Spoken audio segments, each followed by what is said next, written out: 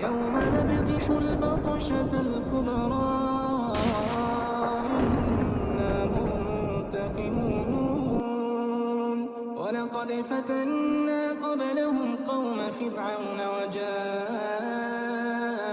رسول. اگر انشاءاللہ آپ لوگ بغور سنیں گے تو میں مسئلہ سمجھا کے جاؤں گا. امیر جمع ہے احباب حال دل کہہ لے، امیر جمع ہے احباب حال دل کہہ لے کہ پھر التفات دل دوستاں رہے نہ رہے. میرے بھائیوں اور دوستو، رسول گرامی علیہ السلام سے محبت کرنا، آپ صلی اللہ علیہ وسلم کی حمد و ثنا کرنا، یہ جزو ایمان ہے.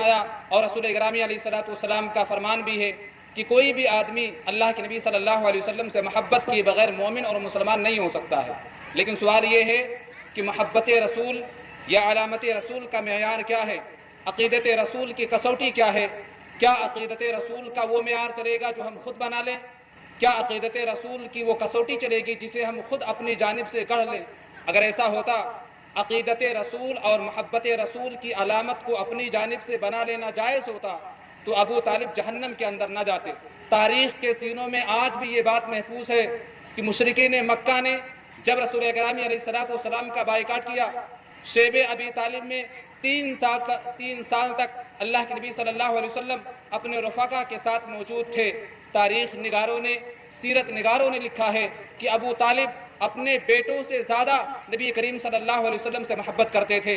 جب رات میں لوگ سو جاتے تھے، اللہ کے نبی صلی اللہ علیہ وسلم کا مرقد، اللہ کے نبی صلی اللہ علیہ وسلم کی سونے کی جگہ آپ اپنے کسی بیٹے کو لٹا دیتے تھے اور رات میں اللہ کے نبی کو کسی دوسری جگہ کر دیا کرتے تھے. کیوں؟ تاکہ اگر رات میں حملہ ہو تو میرے بیٹے پر ہو، جناب محمد عربی پر آنچ نہ آئے.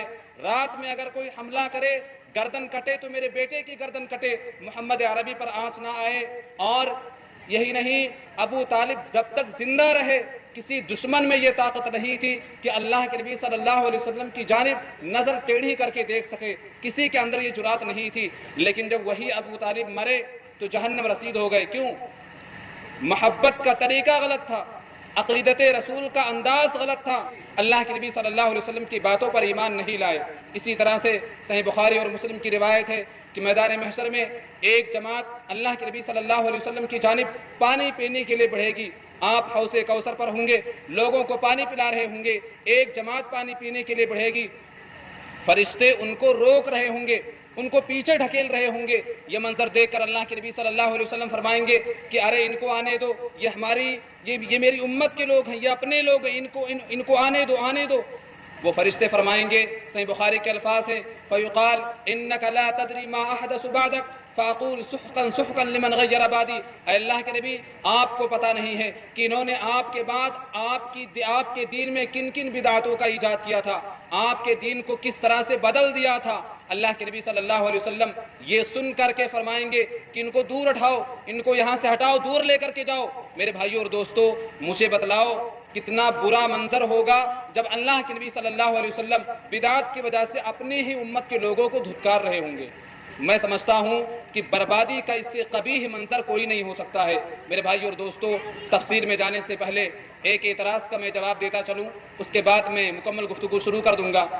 جب ہم بدعتوں کی بات کرتے ہیں، جب ہم بدعتوں پر قدغن لگاتے ہیں، جب ہم یہ کہتے ہیں کہ دین کے اندر یہ نئی چیز ہے، یہ شب معراج، یہ شب برات، یہ عید میلاد، یہ تعزیہ سازی، یہ قبروں کو پختہ بنانا، ان کے سامنے سجدہ کرنا، یہ ساری کی ساری چیزیں نئی ہیں، دین کے اندر بدعتوں کا ایجاد نہ کرو. ہمارے احباب یہ جواب دیتے ہیں کہ اگر ہم شب معراج منائیں تو بدعت، اور تم بائک پہ سواری کرو تو یہ بدعت نہیں ہے، تم کار پہ سواری کرو تو بدعت نہیں ہے، ٹرینوں کی سواری کرو یہ بدعت نہیں ہے. اگر ہم شب معراج منائیں تو یہ بدعت، اور تم باقاعدہ نئی چیزیں استعمال کرو، موبائل نیا سے نیا چلاؤ تو یہ بدعت نہیں ہے. میں آپ کو بتاتا چلوں، اللہ کے نبی صلی اللہ علیہ وسلم نے فرمایا، بخاری کی روایت، من احدث فی امرنا ھذا ما لیس فیہ فہو رد، کہ جو آدمی ہمارے اس معاملے میں کوئی نئی بات ایجاد کرے گا وہ مردود ہوگی، وہ چیز ناقابل قبول ہوگی. ابن رجب حنبلی رحمۃ اللہ علیہ نے فرمایا ہے کہ یہاں امر سے مراد دین ہے، یعنی بدعتوں کے ایجاد کرنے سے اگر روکا گیا تو دین کے معاملے میں، یعنی دین میں اگر کوئی نئی چیز ایجاد کرو گے تو وہ ناقابل قبول ہے۔